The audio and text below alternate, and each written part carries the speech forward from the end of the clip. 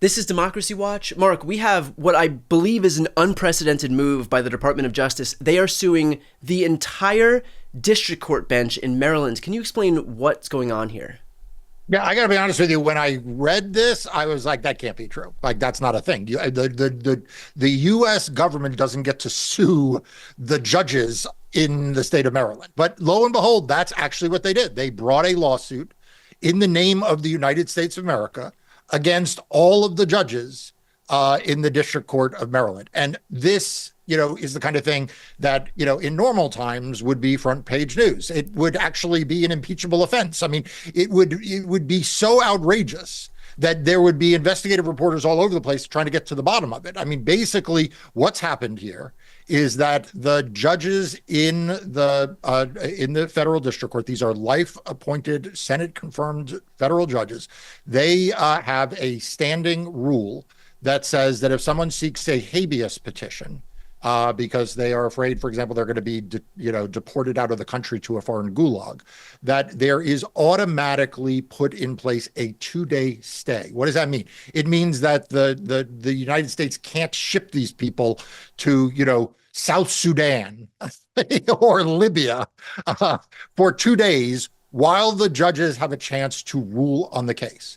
Now, that would strike most people as a completely sensible proposition, right? That the judges should have to do this. I mean, the way it struck me was, what kind of country have we become that judges need to have such that this is even necessary in the first place? Yeah, I mean, like in a normal judicial system, the Department of Justice does not try to front run federal judges hearing habeas cases. But after what we have seen, where in fact we have seen the Department of Justice play games and the Department of Homeland Security play games with trying to scurry people out of the country before they can have their habeas petitions filed and heard, this is a totally sensible thing. And rather than, maybe doing a little introspection about whether or not they have the right policy, rather than abiding by this policy and saying, we can wait 48 hours before we send someone into a gulag with no due process. No, they have filed this absolutely outrageous, unprecedented lawsuit. And who adjudicates this case? When you sue the judges, isn't it the judges who are generally there to determine who wins a case? And so what happens when you sue judges? Yeah, so the Department of Justice is seeking to also recuse all the judges so that they don't get to decide the case. I mean, it's Orwellian. It actually gives Orwellian kind of like a bad name. Right. I mean, it is, because it doesn't even like sort of pretend, Orwellian kind of connotes the idea that there's like a pretend, like, I think the Department of Justice and DHS and Donald Trump's White House right now, they don't even want to pretend. They have open contempt for the federal judiciary. By the way, I realize a little bit of an aside, but did you notice that he named his bombing run a war? It's almost like he's like, hey, Mike Johnson, fuck you. Right. Not only don't you have to declare war, I'm going to call it a war. Right. So you have these Republicans saying like, oh, well, it was just, a specific action. It was just one strike. It wasn't actually war. And Trump is like, actually, it was a full-blown war, and I'm going to call it war every day from here on out. Right. And I'm going to make you, Mike Johnson, call it a war from every day. Right. But anyway, so like, who will hear this? I mean, the Department of Justice would say it has to be a judge from another district. I hope the judges in Maryland don't put up with this nonsense and just summarily dismiss the lawsuit and say, basically, nobody here needs to hear this case because you don't get to sue us over our standing orders. If you want to challenge it, you do it in the context of an individual case where, someone files a habeas petition and you challenge the stay with the Court of Appeals. But, Donald Trump's administration doesn't want to do anything that even shows respect to the judiciary, which, is hopefully why Emile Beauvais won't get confirmed, although I don't count on Senate Republicans doing anything right there either. If the Trump administration is trying to sue every judge in the district court bench in Maryland, what judges would be left? Would it be the appeals court judges? Well, I mean, I personally don't think that the judges in Maryland should give in to this. I mean, this is kind of like the back and forth you and I have had literally going back to like Donald Trump's criminal trials and like the scheduling of them. Right. And I was like, all of the judges are too accommodating to this guy. Like even the ones we thought were the toughest ones, I thought went to, cut him too much slack. So you reject the premise of the entire thing, that this shouldn't even get to a point where it gets in front of a judge to decide whether or not this case should even be humored in the courts in front of any judges. Yeah, I think that this case should be treated like, look, every federal courthouse in America gets some number of frivolous crank filings. They're usually random individuals who like send a letter in saying, I think that the radio waves are penetrating my brain and they're coming from your courthouse and you need to immediately be enjoined from doing it. And the chief judge will instruct the clerk to basically just ban it, dismiss it and take them off the docket.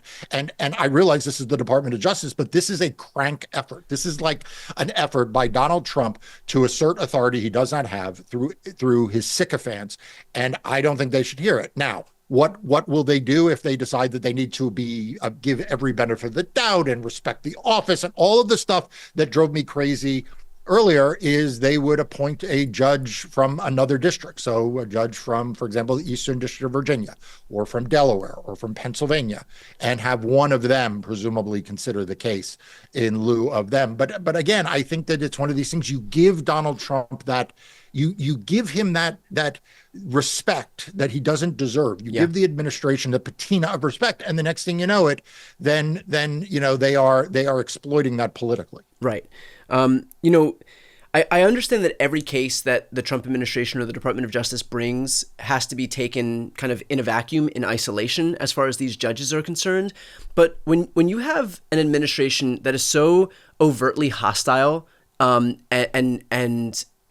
shows so much disrespect to the federal judiciary as it stands right now, like with this decision to try and sue the entire federal bench in Maryland, does that have any impact when the DOJ then brings cases in front of these judges, or are their opinions not colored whatsoever and they continue to just take all of these individual cases in isolation, and it has zero bearing on how they might on the goodwill that they might confer to the DOJ? Yeah, so I think there are three components or three answers to that. Number one, it can't help but color judges are human beings. Right, they're human, yeah. But have some emotional impact. Number two, the judges would say it has no bearing, right? Because their job is to treat each case as it's, under the rule of law, right, and the like. The third is really what I've been arguing for, which is kind of a variant of that, which is, yes, every case has to be judged on its merits, and the Department of Justice is entitled to fair process, just like any other litigant. But I do believe judges need to take into account the totality of what they are seeing going on nationwide. And they should be taking into account in that if they see the Department of Justice is lying to other federal judges, it doesn't mean that the Department of Justice doesn't get a chance to make its case. But I do think it means that judges should not be bending over backwards to believe everything the Department of Justice says.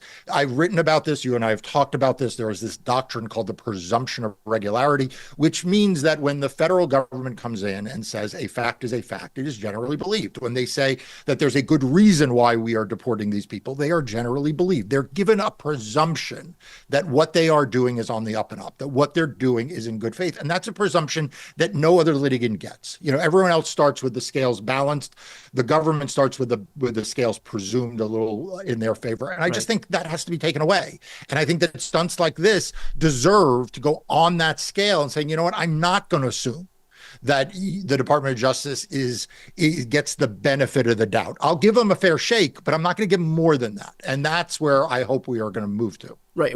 They are basically coasting off of the goodwill and honesty of departments of justice for, hundreds of years and basically exploiting it because this Department of Justice is not acting in good faith. This Department of Justice is perfectly content to exploit the law, to defy court rulings, to do whatever they have to do to kowtow to, whatever lunatic edicts are falling out of Donald Trump's face. But as far as the courts are concerned, they continue to confer all of this goodwill onto to the DOJ because that's been their reputation for so long, even though it's completely undeserved by this administration. Has there been any indication or instances where federal judges are beginning to realize that they don't deserve the goodwill that the DOJ is coasting off of in the cases that you've seen thus far? Yeah, I think, by the way, it's a little bit worse than even the way you describe it, because it's not just the good faith of the Department of Justice. It's the good faith of the presidency. Yeah. It's the good faith of the Department of Homeland Security. It's the good faith, right? It is. I mean, a lot of these cases go back, by the way, like, for example, to FDR and the New Deal, where he was like, look, we're in a national depression. I have really good reasons why I have to do this thing.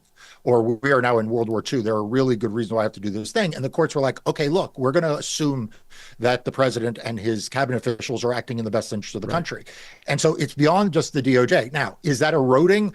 I think we see in individual cases, in individual judges where they feel lied to or they feel misled. Yeah, I think it's eroding. But, for every time I say we are taking that step forward, we wind up with the Ninth Circuit decision involving the National Guard, which was a really big step back. I mean, it was like not just a step back, it was like a sprint back, in which you have the Ninth Circuit saying, well, if Donald Trump thinks that there's a rebellion and that the ability of the federal law enforcement and federal agencies to do their job is under threat, he can invoke the National Guard. And, he said, after all, he said that there were bottles thrown at federal agents. He said this. And you had to suspend reality to say that what Donald Trump was saying there was on the up and up, and that it wasn't just an effort to intimidate blue cities, which, by the way, he then posted on social media was his reason for doing it.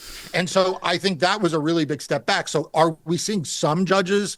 Yeah, I would say that Judge Breyer, for example, in California, applied a healthy dose of skepticism. But then you saw the Ninth Circuit give Donald Trump every possible reading of his actions that defy common sense, but give him the benefit of the doubt.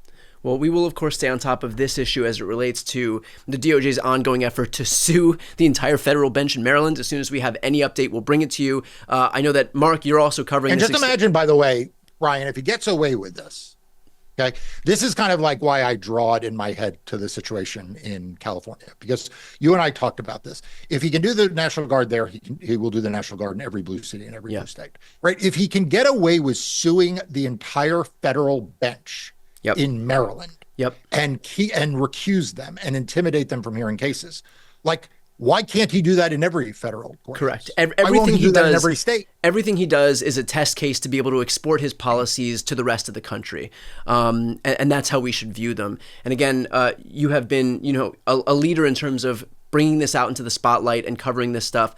For everybody who's watching right now, highly recommend, if you're not yet subscribed to Democracy Docket, which is Marc's YouTube channel. I'll put the link right here on the screen and also in the post description of this video. Go ahead and subscribe. It doesn't cost you anything, completely free, but it helps support him and his team. And this is exactly the voices that we need getting into the political zeitgeist right now. So again, that link is right here on the screen and also in the post description. I'm Brian Tyler Cohen. I'm Marc Elias. This is Democracy Watch.